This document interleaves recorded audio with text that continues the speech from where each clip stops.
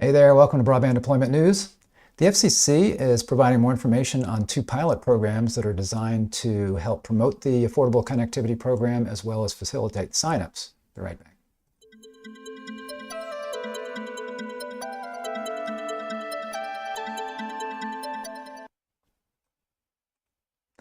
Thanks for joining me. Rick Husey here with Broadband Deployment News. I just wanted to let you know about this program. This would be something that would be applicable to community institutions, educational institutions, housing kind of institutions that could help promote the Affordable Connectivity Program, specifically for folks that are in federal assisted housing, but also others that may not hear about the ACP. So the FCC, back in August, they came up with this grant program that can be used for this, but also just in general, this kind of outlines what they're looking to make happen here. So I thought I'd go through this. So again, if you are any kind of interested party in this, you should check it out. That would be, again, those that would be helping to promote or facilitate signups for the ACP.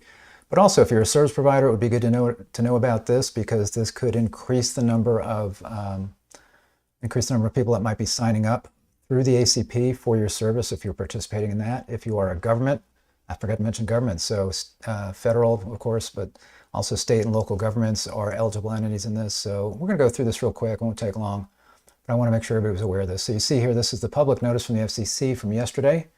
Wireline Competition Bureau provides, that's a bureau within the FCC, provides additional information concerning the Your Home, Your Internet, and Affordable Connectivity Program Navigator Pilot Programs. So these are both pilot programs that they have committed to do. The Bureau expects to open the pilot program's application window and expects the Consumer and Government Affairs Bureau to release the Notice of Funding Opportunity for pilot program funding in November of this year, so just coming up next month. It says they'll announce the further information regarding the application window and other program details in the near future. So there's a lot of information in here, and then there's more to come, more to follow very soon. So you see here in August 22, 2022, the FCC established the Your Home, Your Internet pilot program to increase ACP awareness, specifically among recipients of federal housing assistance. So, the idea there is, they've got this home, so this is their home that they can live in through federal assistance, and they can get internet through that as well. And to facilitate enrollment in the program by providing targeted assistance with completion of the ACP application. So in addition to promoting and making sure people are aware of it, providing assistance with how folks can sign up for that. Earlier this year, in January, the Commission directed the Bureau and USAC, or the Universal Service Administration Company.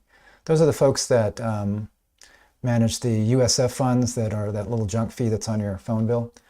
They wanted to conduct a one-year test pilot for granting trusted, neutral third-party entities, such as schools, school districts, or other local or state government entities, with access to the National Verifier for purposes of assisting customers with applying for Affordable Connectivity Program, or the ACP. National Verifier, I believe that's basically a program or site where you can go in and determine, does somebody qualify for different kinds of programs, including this. Eligible entities, so for the Your Home, Your Internet programs, there's two programs. A little bit confusing as to how they work together. I think I can explain it, but I'm not totally sure. So Your Home, Your Internet pilot program, again, federal agencies, state, local, and tribal housing agencies. So these are folks that are kind of related to the housing market or issue. Tenant associations and nonprofit and community-based entities that provide ACP-related or other support for federal housing assistance recipients. So those would be the eligible entities for that. Access to the National Verifier will be allowed for a limited number of tenant associations, nonprofit organizations, or community-based organizations participating in the pilot program in partnership with a government entity, including a public housing agency that provides proof and support of such partnership. Initially, the Bureau expects to select up to 20 participants to participate in the Your Home, Your Internet pilot program. So this is going to be limited. So if this is something you're interested in, you want to be aware of this and get your application in soon and make sure that you're providing everything they need. The ACP Navigator Pilot Program, this is the second one.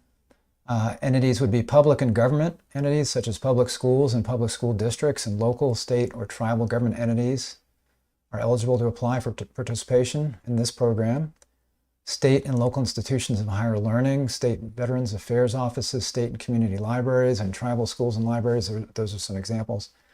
Nonprofit organizations are not eligible to apply for the ACP Navigator Pilot Program. However, eligible government entities selected to participate in the ACP Navigator Pilot Program may enter into partnerships with neutral nonprofit organizations, provided that the government entity informs the Bureau in its ACP Navigator Pilot Program application that it's partnering with one or more specific nonprofit organizations and identifies such partners organizations. So in other words, and that may be talking about some of the folks up here in this program, or maybe separate, but basically it's saying that they want to kind of limit access to the Navigator Pilot Program to just these agencies that are eligible, and then they can partner with others that want to be involved in this. Access to the National Verifier through the ACP Navigator Pilot is limited to the actual representatives of the participating government entity, so the nonprofits would not have access to that. And enrollment activities through the National Verifier shall take place in the government entity's facility or other location maintained or operated by the government entity. So I think they're trying to control who has access to that information for security purposes, privacy purposes, maybe even to prevent fraud as well. After reviewing applications, the Bureau expects to select up to 20 participants to participate in the ACP Navigator Pilot Program. So again, 20 for the first one, 20 for the second one, so limited for those that want to do that. So obviously if you have, you don't even have enough for one for each state. So you need to get your application in. Now it says this is a pilot program, which means they're testing this out. So they may open this up to a wider audience here in the future. But as I've said in the past, this is all for the ACP, and the ACP only has its limited funds. It was approved for $14 million under the Infrastructure Investment and Jobs Act, and there's 13 million signups. And as they promote this, as they promote this more, that money's going to shrink. And right now I'm looking at a year to a year and a half more maybe of funds in here, so they're going to have to refund this. So by the time this thing gets launched off the ground, I don't know if there's going to be much more after a pilot program unless they get additional funds. Especially since the pilot program is meant, or these pilot programs are meant to get more people on it. So the more people you get on this program at $30 a month or $75 a month for a tribal land, then this money is going to go pretty quickly. The application process, there'll be one application for both. So whether you're doing one or both, you've got one application. You just need to indicate which one, or whether you're signing up for both of these programs, because you can do both. If you fit in both of those eligible entities categories, you can apply to both. The Bureau expects the process will be paperless and will be conducted exclusively via an online application. That's not available yet, but again, that's coming soon. Once eligible entities have been notified by the Bureau of their selection for one or both pilot programs, those selected pilot participants requesting access to the National Verifier in connection with their pilot program activities must submit an access request form to USAC and register in this representative accountability database to gain access. USAC will offer training sessions and office hours to support pilot participants. Selected entities are responsible for ensuring that their employees comply with ACP rules. Pilot participants must ensure that they maintain neutrality with respect to providers. So that first point, I reported back a while ago that there was quite a bit of fraud associated with the ACP, and it had to do with, actually on the service provider side, where they were signing people up for the ACP using the same ID of an individual. So one individual who qualified for the ACP, who should be getting $30 a month, or $75 a month, depending on where they lived, thousands and thousands of dollars were actually submitted under one person. So my guess at the time was it was probably salespeople at these service providers that were wanting to sign people up, and they were either purposely being fraud, instituting fraud basically by saying, well, here, I can get people signed up with this particular ID, or they're just being lazy, because you got to go through a process of qualifying somebody. And if it's like, well, I don't want to go through that process, I'm just going to use the same ID for everybody, one or the other. But anyway, there was a tremendous amount of fraud that was caught, thankfully. And I'm sure that there are consequences for the service providers where that's happening. They want to make sure that's one of the reasons they're saying here, selected entities are responsible for ensuring that their employees comply with the rules. In other words, no fraud, no laziness. You got to make sure you go through all the process. And then it mentions Pilot participants must ensure that they maintain neutrality with respect to providers. So they also want to make sure that these folks that are signing people up or helping get people signed up for the ACP, that if there are more than one service provider in an area that provides service and are providing the ACP benefit, that they don't send everybody all to one operator. In other words, getting kickbacks or helping out a friend or a buddy or a family member. They want to make sure that they're neutral and they just provide neutral information. In other words, they get them signed up and then they provide something that says, here are a list of the service providers in our area that provide ACP benefits. And they, of course, can provide additional information that might sway somebody one way or the other. In other words, here's the speeds they provide, here's the cost for the different plans. So in other words, this one's got a low-cost plan where it's only $30, so that would be free for you. This one's lowest cost plan is $45. That would be $15, but the low-cost plan here is 200 megabits per second. The $45 plan is 500 megabits per second. So they just provided the information the person needs. Required application information. You can see here everything that you would need when you fill out the application. By the way, I'll provide a link to this where you can download this when I'm done here. Pilot program information. So some of this information that you would need to provide: the name of the pilot program that you're applying for, one or both, estimated number of individuals you think this is going to that you're going to engage with, the geographic areas you're planning on serving, any constituencies like federal housing assistance, tribal lands, etc. Description of your role that you'd be doing in this particular engagement.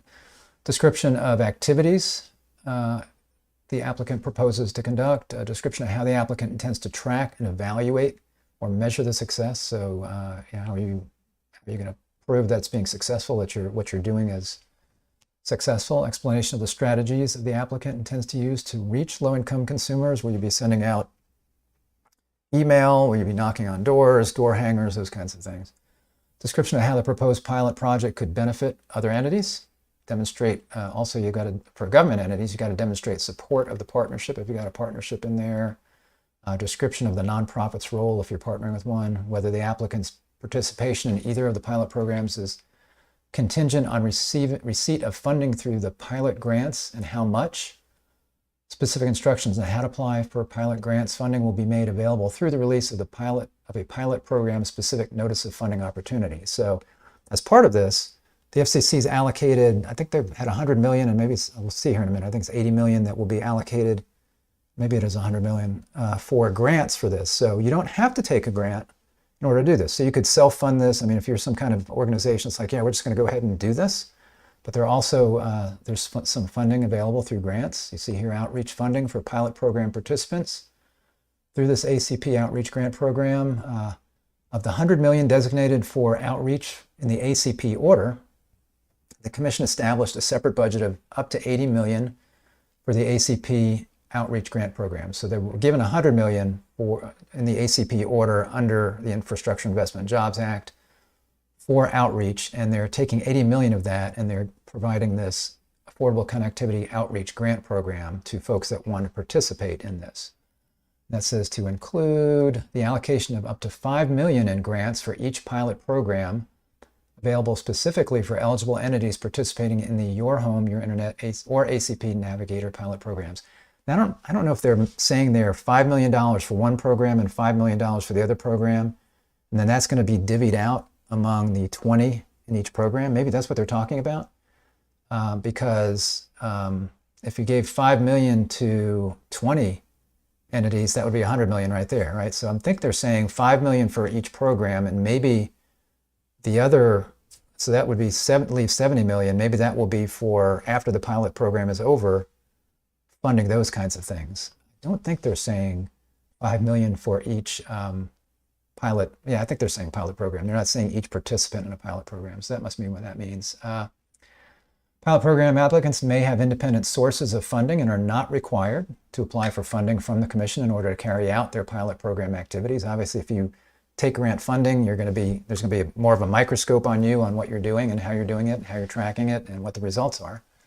Pilot applicants seeking to apply for a grant through the Commission's pilot grants to support pilot program outreach activities must submit a separate short-form grant application and will need to disclose in their pilot program application whether their participation is contingent on receiving such funding. So there'll be a short form to say you want to do the program, and then there's a short form if you want to get grant funding. And then on that grant funding form, you need to say, we're only going to be able to do this if we get the grant funding. In other words, you could still do it if you don't get the grant funding. Pilot participants may not receive grant funding for any activities that are already funded by another source. The notice of funding opportunity for these two programs will provide information on submitting the application for pilot grants funding through grants.gov and outline the specific information that pilot applicants will need to submit. The two programs, it's a mouthful, so the two programs, applicants are not required to seek grant funding through the pilot grants, again, so you don't have to seek that grant funding. Applicants that will not rely on grant funding through the pilot grants for their pilot outreach activities may receive an earlier notice of approval to participate in either or both pilots. So again, if you're not applying for a grant, then you can maybe get approval sooner and get on the ground sooner to start promoting this stuff. If you do submit for a grant, again, you're going to have to provide more information. There's going to be more due diligence on USAC's and the FCC's part on looking at your application because they're going to be giving you money. So just be aware of that you get the funds sooner if you don't apply for a grant. Registering, you're going to have to register if you do apply for a grant. It says here, if an entity intends to apply for grant funding to carry out their proposed pilot activities, the applicant must first obtain an FCC registration number or an FRN and be registered with the System for Award Management and grants.gov. So you've got to go into some government bureaucratic websites and sign up for, again, an FRN and go into the grant site and do all of that. So obviously easier if you don't get grant money, but if you get grant money, it will help fund what you're trying to do. So anyway, I will go ahead and link to this page, which is where you can get this, so you can download information about this particular notice basically here. And again, there will be more to follow. I'll also link, I found something on the grant program itself where the FCC talks about the $100 million in grants that they're going to make available. Again, part of it sounds like 10 million, 5 million for each program for this particular pilot, these two pilot programs here. All right, well, thanks for joining me. Hopefully, if you are an entity that is eligible, this will give you some information to kind of get started on this, thinking about it and seeing everything that you're going to have to provide in this application. That will give you a good head start for when the notice of funding opportunity comes out. So if this was helpful for you, please give me a thumbs up on the video. If you're not subscribed, regardless of whether you're an internet service provider, government entity, broadband office, whatever, I try to provide information that will be helpful for you as we look to all of the broadband funding that's available now, that's coming out, and all of the activity going on in deploying broadband. So make sure you subscribe, click the little bell icon, and you'll be notified when I'm live with a video. Thanks a lot for joining me. I'll see you next time. Bye-bye.